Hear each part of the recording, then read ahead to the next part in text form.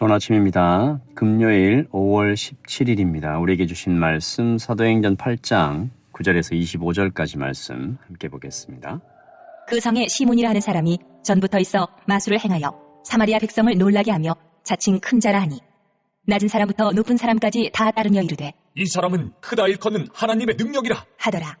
오랫동안 그 마술에 놀랐으므로 그들이 따르더니 빌립이 하나님 나라와 및 예수 그리스도의 이름에 관하여 전도함을 그들이 믿고 남녀가 다 세례를 받으니 시몬도 믿고 세례를 받은 후에 전심으로 빌립을 따라다니며 그 나타나는 표적과 큰 능력을 보고 놀란 예루살렘에 있는 사도들이 사마리아도 하나님의 말씀을 받았다 함을 듣고 베드로와 요한을 보내매 그들이 내려가서 그들을 위하여 성령 받기를 기도하니 이는 아직 한 사람에게도 성령 내리신 일이 없고 오직 주 예수의 이름으로 세례만 받을 뿐이더라.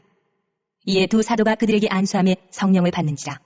시몬이 사도들의 안수로 성령 받는 것을 보고 돈을 들여 이르되 이 권능을 내게도 주어 누구든지 내가 안수하는 사람은 성령을 받게 하여 주소서.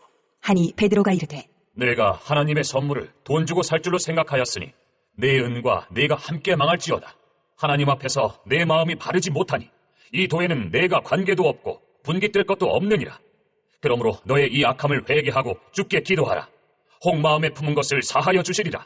내가 보니 너는 악독이 가득하며 불의에 매인 바 되었도다. 시몬이 대답하여 이르되 나를 위하여 주께 기도하여 말한 것이 하나도 내게 임하지 않게 하소서. 하니라.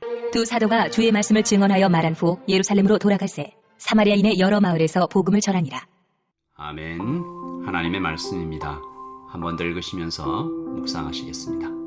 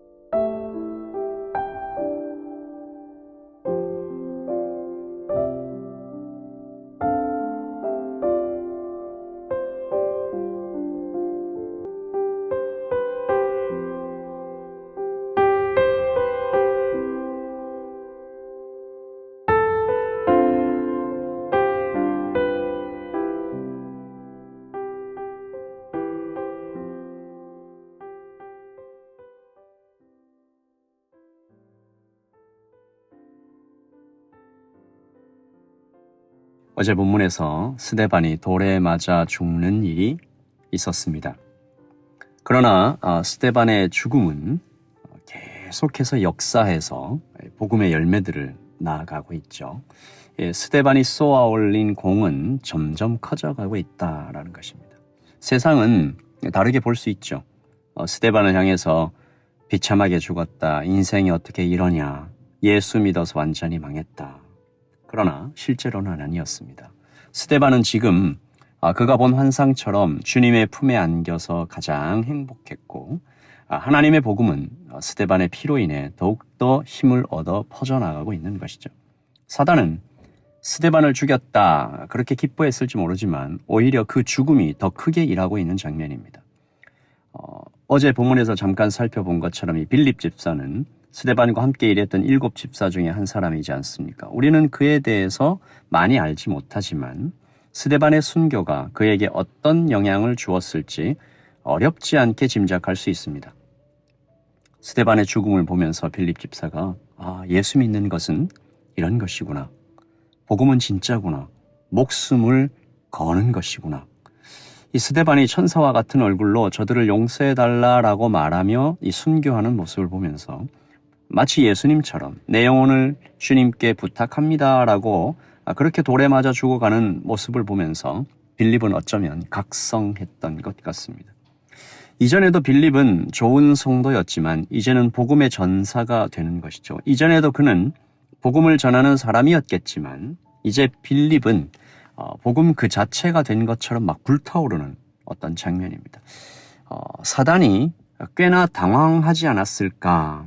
꺾어지지 않는 교회를 보며 흩어진 디아스포라들이 오히려 더 크게 타오르는 불꽃처럼 가는 곳마다 복음의 불을 옮겨 붙이는 것을 보면서 어쩌면 사단과 악한 영들이 비상대책회의가 열리지 않았을까. 이 꺼지라고 물을 부었는데 그냥 불이 아니라 기름에 붙은 불이었다는 것을 발견하는 그 당황스러움. 어제 본문에서 빌립이 사마리아 성에 들어가지 않습니까?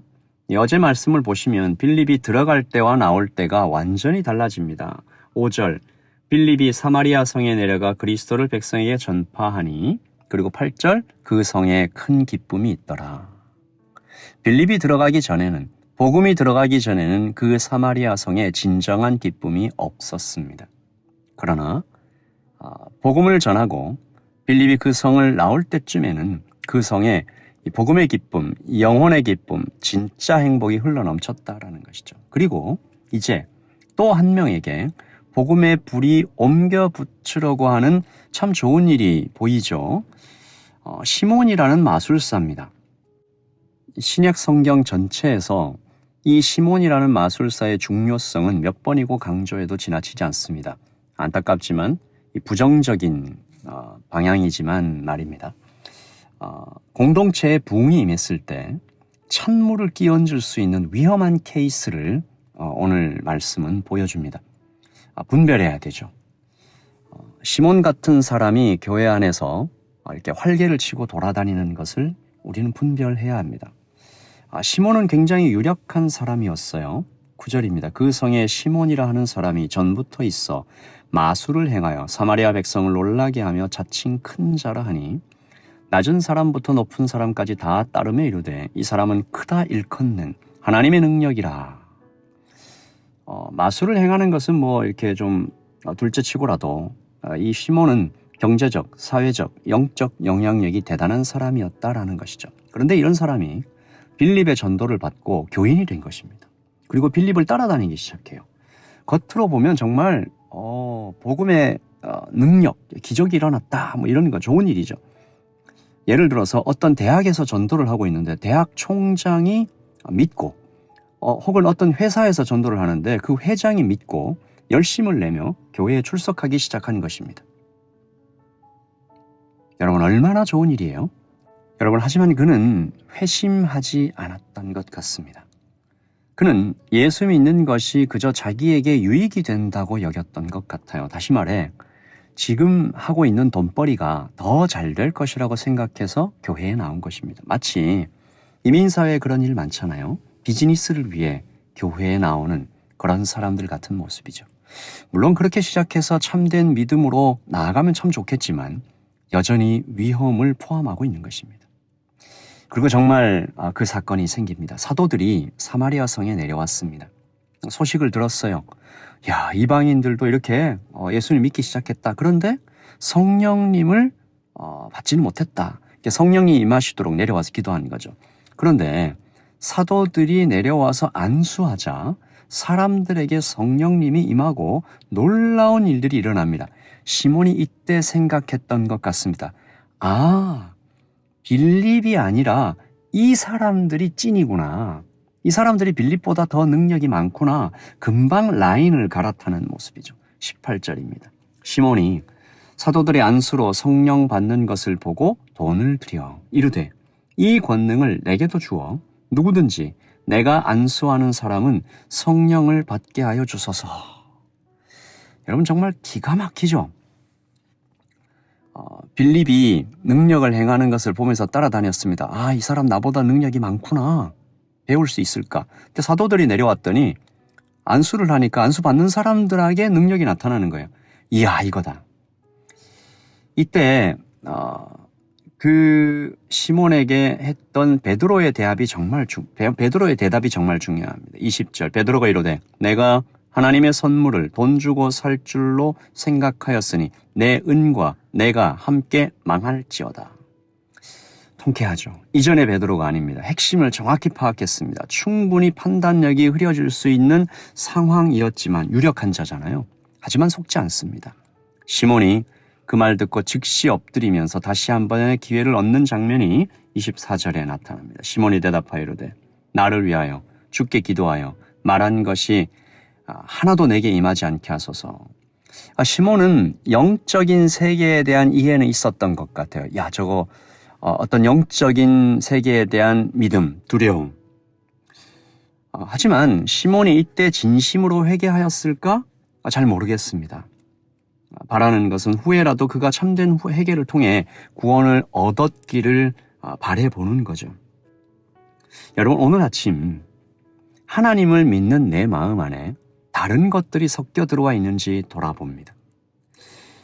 시몬은 돈을 사랑했고 돈에 대한 욕심을 버리지 못해서 이 세상의 일뿐 아니라 하늘나라의 일까지도 돈으로 해결할 수 있다고 믿었습니다. 우리는 그렇지 않은가? 시몬은 사도들을 후원하면 하늘나라의 어떤 이권을 얻는다고 생각했습니다. 우리는 헌금을 하면서 교회 봉사를 하면서 이것이 나에게 어떤 유익이 될까? 영적인 어떤 혹은 물질적인 축복으로 돌아오지 않을까? 한국 교회가 물량주의에 흐르고 성도들이 물질에 대한 유혹을 뿌리치지 못하고 있는 동안 마귀가 사단이 교회의 영향력을 약화시키는 것을 많이 봅니다. 나는 거기에 일조하지 않았나라는 생각을 해보는 거죠. 여러분, 참된 복음을 믿고 참된 복음을 전하며 정말 일그러지고 다른 것에 오염된 복음이 전해지고 그 모습이 보일 때 경계해야 되는 것입니다. 드디어 내일입니다, 여러분. 내일도 이 참된 복음을 말보로 파크에서 오후 1시부터 전하겠습니다. 하늘문을 열어달라고 기도하십시다.